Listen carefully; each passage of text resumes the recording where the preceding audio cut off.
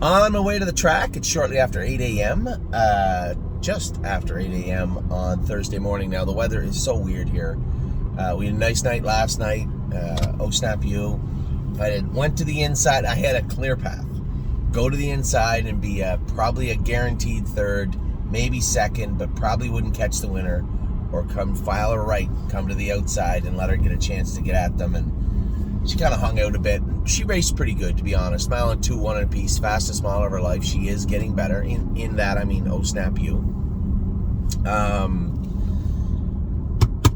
I thought she raced okay, I guess. Now, this morning, they changed the qualifiers from Wednesday to Thursday. I couldn't figure out why, and then I remembered this is when all the 3-year-olds, ours too, start getting ready to qualify. So they don't want to have the qualifiers bumping right up against the race cards on Wednesday.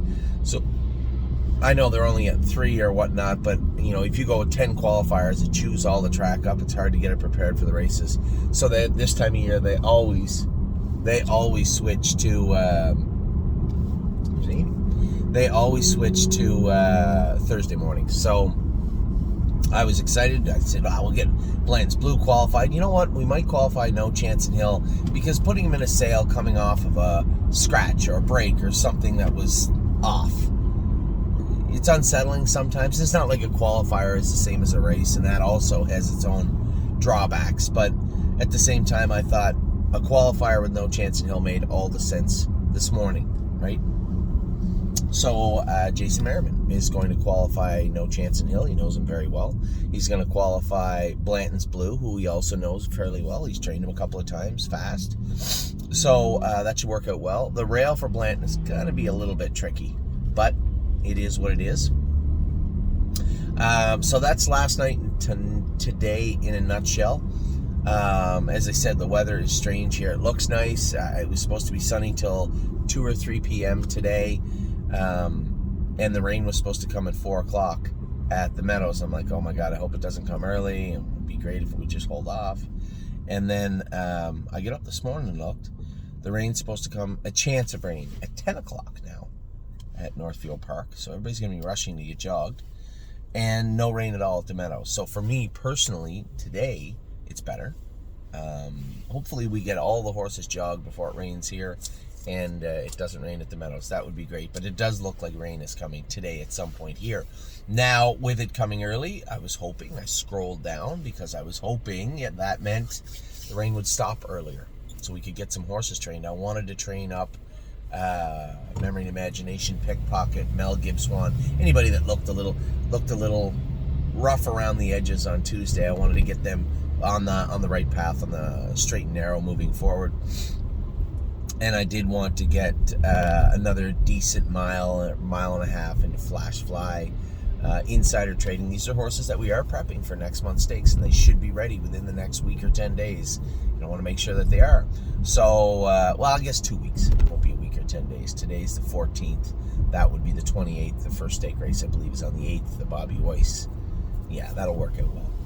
And it's not that we have to, somebody said, well, you don't want to have a prep race for them? Yeah, but keep in mind, we're looking towards the year. The Bobby Weiss and the stake race, the late closer at the Meadows, those are prep races, right? Those aren't real stakes. And I'm not trying to diminish them, but when we're talking about the Sire Stakes starting in May, the finals in September in Pennsylvania and later in other places, Corbin going in the middle to latter part of October. Yeah, we don't need to have them ready too soon. And I think that's the most important thing. We're trying to walk this tightrope where we have them ready to do some damage, but at the same time, we don't have them on their toes in March, because they're not going to be on their toes in October. So that's what we're trying to do in that regard. Now, speaking of training, every year I forget that we bring in a lot of clients. We lose some every year through attrition, and if you're one of those people that are no longer a client of ours, but you get these videos and maybe you find,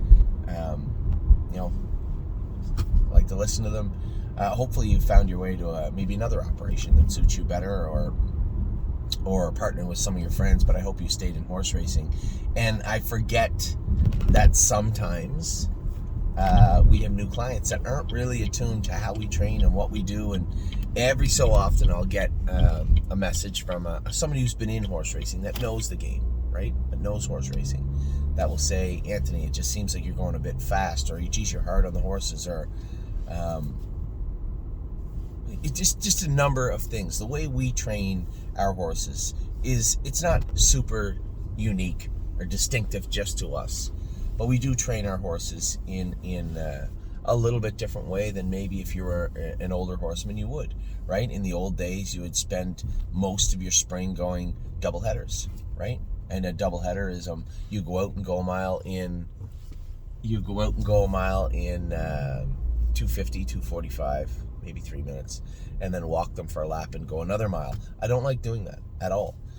I would rather, it suited us very well. You know, we've spent the better part of a decade trying to see what worked for our horses, what worked for us, what is good for our horses. And, you know, the one thing is we get a lot of our horses to the races, and two, we have seen injuries. Last year we had a couple of horses with suspensories. That happens. I think that's more indicative to a deep track, though.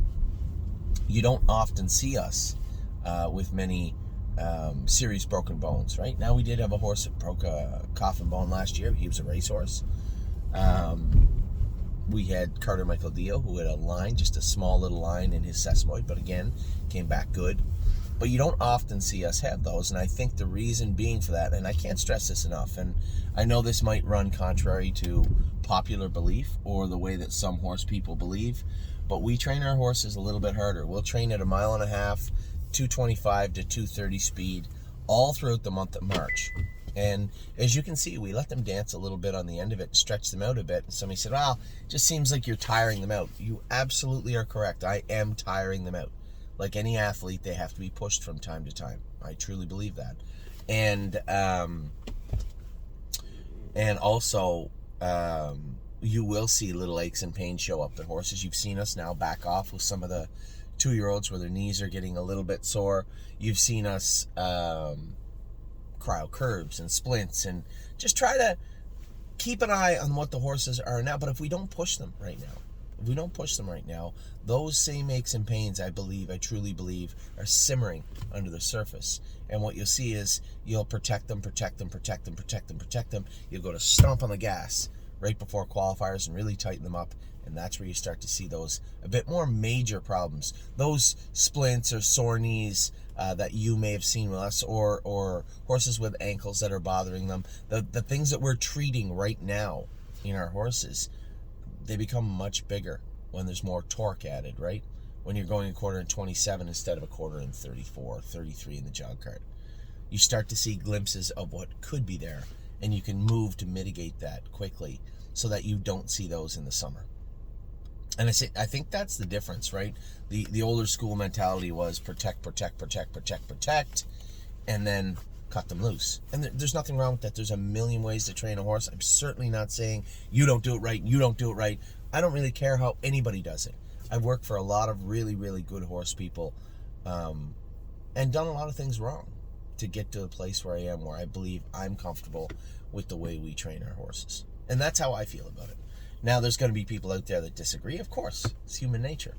But I'm the captain of the ship, and I'm responsible for it. So when it comes to questioning, whether it be Robert this morning, and don't take this as a plight, I truly appreciate the email. I forget sometimes that we have a lot of new people, and they don't know exactly what they're seeing. Maybe they had horses with a number of other trainers, and the way we do it is vastly different, and that may come off as being wrong. And maybe it is wrong, because it's different for every horse. I've seen a lot of really good horses come out of odd places, and some horses that seemingly are supposed to be world champions trained down by Hall of Famers that just don't make it. So it isn't just the people in the barn. We can only do the best we can. The horses are the ones that still have to go out and perform. But at the end of the day, I believe that the method in which we train our horses down speaks for itself. Now, as I say that, I'm well aware we haven't won Breeders' Crowns and the Hambletonian stuff. We have won the Matron. We've won the Bluegrass, the International Stallion. We've had very good horses over the last season over season. And I think a lot of that is attributed to buying deeper pedigrees, yes, and better horses. But we have had luck with lots of different horses. I think it's worth noting that Spitfire Overseas is still the fastest horse in North America as of March 14th, 2024. he was what, 30, 35? Same as Crantini, same as Lawmaker was less than that. So it's not like we always had to spend a lot to get good horses. I think we've developed some very good animals that race well into their twilight of their career, and I think we do that because of the way we train our horses. That's my personal feeling. So for Robert, who sent me the email, I truly appreciate that, because sometimes I do forget that maybe not everybody has witnessed us train down a number of horses. People are new to the burn and coming from all different backgrounds. But this is how we train our horses. This is the same year over year. If you go back and look at our videos from 2023 and 2022 and 2021, they're all the same. I truly believe in the way we train these horses down to, as I said, develop quality horses. And you can't make a horse better than he or she is able to be, but our goal is always to get them to the best they can. So that is this morning's little chat. Happy with Snappy Ray's good. She's an okay filly. You know, I'm sure she'll sell okay on Monday. She'll end up in Saratoga or somewhere, and she'll do people good. She's a decent filly. But when it comes to the maiden here right now, not quite there. Getting there, but not quite there. And we're not going to just dump her, right? We're not going to give her away. But at the same token, I think some of these horses, we have to start making room for some of the horses that I do think will make those impacts we need over the next 2 and 3 weeks, and they're coming. They're getting very, very close. Right here at Northfield, we already have some that are ready and getting schooling and qualifying in Ontario. All of our sophomores are ready right now in that final wave of sophomores that'll be ready the latter part of April. That will be our Pickpocket, Memory and Imagination, Gibbs Swan, Arson. I'm sure there's a couple other ones, but anyway, very happy with the way things are going. Happy with our sophomores and our rookies. I hope I've answered everybody's questions over the last 2 days in regards to either what you saw Tuesday or what you've been seeing with the babies. If you have any questions that you'd like addressed, or you're just curious, feel free to drop me a line at any point. You guys know how to get a hold of me. Anthony@thestable.ca, and you know my phone number, 519-400-4263. That's this phone right here. And I'll be happy to chat at any point. Have a great day, everybody.